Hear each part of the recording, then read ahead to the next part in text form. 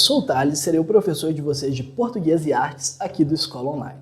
Começaremos nossas aulas pela semana 1 do volume 3, em que discutiremos o contexto de produção, circulação e recepção de textos, voltados para a questão da fake news.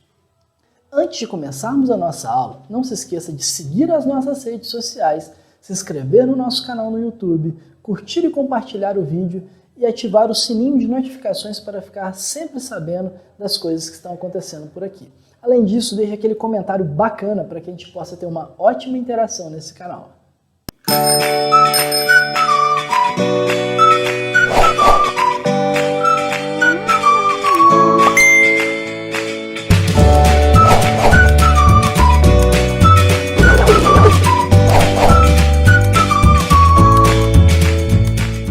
Antes de começarmos a nossa aula, primeiro faremos uma introdução contextual sobre a questão das fake news. É um assunto que tem ganhado muita notoriedade no mundo, porque muitas pessoas não sabem como se defender dele ainda. Então, vemos que houve um estudo na Universidade de Stanford que revelou que vários estudantes não conseguiam distinguir a diferença entre as notícias falsas e as notícias reais. E no Brasil, isso virou uma coisa tão grave que já virou até disciplina de algumas instituições e escolas. Fizeram ações que forneçam habilidades de letramento digital para os estudantes para que esses possam se informar de uma forma mais segura e mais precisa dentro da internet. Além disso, para entendermos a problemática das fake news, nós primeiro temos que entender o conceito de propaganda e como que a mídia, ou na verdade diversas mídias, influenciam a nossa vida. O conceito de propaganda inicia-se como uma estratégia de persuasão com uma finalidade ideológica. E que tipo de ideologia pode ser defendido aqui? Podem ser ideias, princípios, doutrinas, causas e até mesmo práticas dentro da sociedade. E como que isso é feito? Para isso, para que a gente consiga esse objetivo, nós utilizaremos de linguagem apelativa e de vários recursos psicológicos, como, por exemplo, mexer com o emocional do nosso leitor, mexer com as opiniões dele, sentimentos. E com isso, nós conseguiremos fazer com que as pessoas tomem ações, geralmente essas ações defendendo o que a gente escreve nesses textos. Quais são os exemplos e tipos de propaganda? Os tipos de propaganda mais comuns que temos são as políticas eleitorais, partidárias, governamentais, de guerra, religiosa, dentre outras. Então, o que a gente percebe aqui é que propaganda aqui é um conceito que ele já está mais ligado à questão do convencimento. Não é a mesma coisa de publicidade.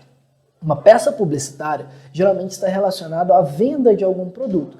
Já a propaganda, ela é uma venda, entre aspas, de uma ideologia, na verdade, e não uma venda de produto. Então a gente busca aqui fazer com que haja convencimento do leitor e não necessariamente a venda de algo ou o consumo de algo. Um tipo de propaganda que ficou marcado na nossa história é a propaganda do regime militar brasileiro. O governo ditatorial que houve no Brasil entre 1964 e 85 utilizou de várias imagens, lemas, utilizou da imprensa, censura e até mesmo do esporte. Isso tudo para conquistar a opinião pública e legitimar o regime que ocorria na época. Essas propagandas, elas se baseavam num conceito que a gente chama de ufanismo.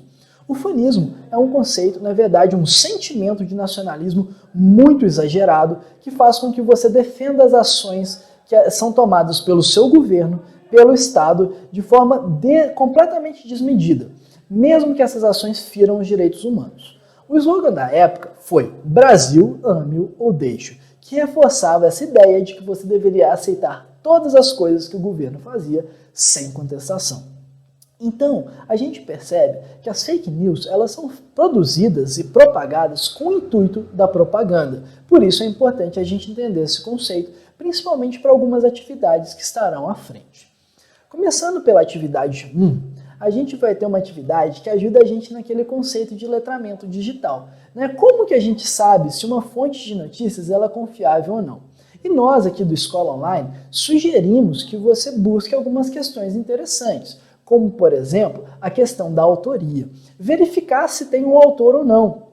verificar se tem uma biografia desse autor, meio de contato dele, para que haja um tipo de interação e vemos se é uma pessoa que existe de fato. Né? Ver se há um logotipo da organização que esse autor pertence, uma declaração de princípios, ou seja, o que esse periódico defende, e se há uma avaliação externa do site. Isso é muito importante. Se tem outros sites que falam sobre esse, para que você veja que realmente é uma fonte confiável. Além disso, a questão da atualização. Se o site foi criado, por exemplo, muito perto da época daquela notícia, se há uma periodicidade de atualização, ou seja, se há várias notícias que saem, né, se eles acompanham realmente as atualidades, ou se eles simplesmente colocam notícias bombásticas ali, aleatórias. Né? Então, é bem importante a gente perceber isso. Além disso, a questão da existência de links obsoletos ou então incorretos. Né? Então, se o site ele tem muitos problemas mecânicos, talvez, né, ele não seja tão confiável. Além disso, a questão da cobertura de conteúdo, da exatidão, precisão, rigor dessas informações, a pertinência delas e se elas também têm objetividade. Porque muitos dos periódicos, muitas vezes, vão apenas levantar a bandeira da propaganda, como nós vimos anterior, e não estarão te informando de fato. Além disso, as questões técnicas, né? Se ele tem uma boa acessibilidade, se ele funciona direito, o design dele. Então a gente consegue perceber muito, né, das fake news por essas coisas quando elas estão meio duvidosas. Além disso, a última parte, e não menos importante, né, é sobre a fonte de receita, ou seja, de onde vem o dinheiro desse periódico. Então, gente, a gente percebe que todos esses conceitos ajudam a gente perceber se essa fonte de notícias ela é realmente confiável. Na atividade 2, é perguntado para nós de onde nós tiramos as nossas notícias. E aqui, a nossa sugestão de discussão, ela vai para o lado mais do brasileiro médio, vamos dizer assim. Nós percebemos que a maior parte da população brasileira procura geralmente as notícias dentro de redes sociais, do WhatsApp, YouTube e TV. Isso não é necessariamente ruim, porém, se você não fizer essa verificação, você pode estar caindo aí dentro dessa questão das fake news e você pode estar sendo influenciado por uma propaganda negativa.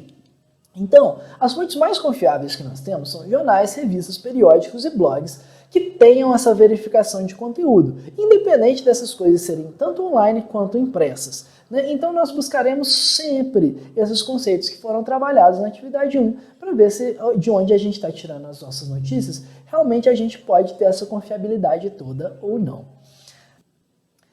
Na atividade 3 é perguntado para nós quais fontes você utiliza.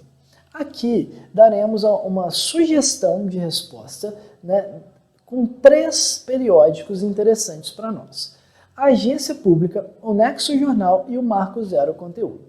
E por que esses 3 periódicos? Esses 3 periódicos são interessantes porque eles fazem parte do que a gente chama de jornalismo independente. Ou seja, eles não são vinculados a poderes econômicos e interesses governamentais que podem modificar o que está sendo noticiado. Então, eles não carregam também o que a gente chama de imparcialidade. Imparcialidade, na verdade, é um mito dentro da nossa comunicação, porque é impossível uma pessoa que é formada de várias experiências trazer ali informações totalmente imparciais. Você sempre vai carregar parte das suas impressões para dentro do discurso. Porém, né, as impressões que são trazidas aqui dentro do jornalismo independente são um posicionamento que anda lado a lado com os direitos humanos e busca dar voz às minorias. Então, por isso, né, eu utilizo desses periódicos para me informar. Fica a sugestão para vocês também. Na atividade 4, existe uma reflexão sobre a frase. Deve ser verdade porque eu li na internet. E, nossa sugestão de resposta é bem interessante e ela estará condizente com tudo que nós vimos nessa aula até aqui, principalmente com o conteúdo de propaganda. Então, essa frase carrega com ela a questão da passividade do leitor e revela parte do problema da questão do analfabetismo funcional no nosso país, principalmente da questão do letramento digital, como vimos anteriormente. O leitor, né, ele não deve ser passivo e aceitar tudo que um texto diz, mas ele deve buscar questionar e problematizar tudo que ele está lendo. Por quê? Porque um leitor ele deve ser uma pessoa, um ser pensante. Ele deve pegar aquelas informações, filtrá-las e tentar relacioná-las com a questão de mundo e com o mundo dele. Ver se aquelas informações fazem sentido, ver se aquilo é realmente relevante, né, para o que ele busca como ser humano né, para o que ele busca como pessoa em desenvolvimento. Além disso, né, essa simples aceitação de todo o conteúdo deixa a gente alienado, deixa a gente por fora do que está acontecendo na política, na economia, né, e na nossa sociedade como um todo. E, na verdade, esses periódicos eles deveriam, né, buscar formar uma opinião, né, e ajudar a gente a se posicionar no mundo. Então, essa frase, né, ela traz essa problematização, que a internet, muitas vezes, ela nos atrapalha, né, nesse conceito de verdade, nos atrapalha a nos posicionarmos no mundo. Portanto, é muito importante que a gente sempre faça a verificação do conteúdo para que a gente seja um ser pensante, um ser problematizador e questionador e ativo na nossa sociedade. Na atividade 5, é perguntado para nós o que a gente entende como notícias falsas. Bom, e além disso, ele pede para que a gente traga algumas palavras-chave que podemos associar a esse conceito. Como sugestão de resposta, nós pensamos que as notícias falsas são um tipo de propaganda. Há uma veiculação de informação de um cunho ideológico, tentando convencer o leitor, trazendo uma opinião positiva ou negativa em relação a algum tipo de assunto. Além disso, é muito importante a gente lembrar que tanto a criação quanto a propagação desse tipo de notícia pode configurar um crime dentro do nosso Código Penal. Se você estiver difamando alguém, defendendo algum tipo de interesse que tenha repercussão coletiva, causando tumultos ou uma mudança de opinião pública, tudo isso com base em falsidades ideológicas, né, e outros tipos de problemas sociais também. Portanto, nós vemos que as notícias são um tipo de propaganda, né, que pode acarretar em graves problemas, tanto para as pessoas que criam esse tipo de notícia, quanto também para as pessoas que as propagam. Então essa foi a nossa aula sobre o contexto de produção e propagação de fake news e a importância de nos defendermos delas. Espero que você tenha conseguido se informar um pouco melhor sobre a questão do letramento digital e que você tenha gostado do conteúdo da aula. Nos veremos nos próximos vídeos aqui no Escola Online.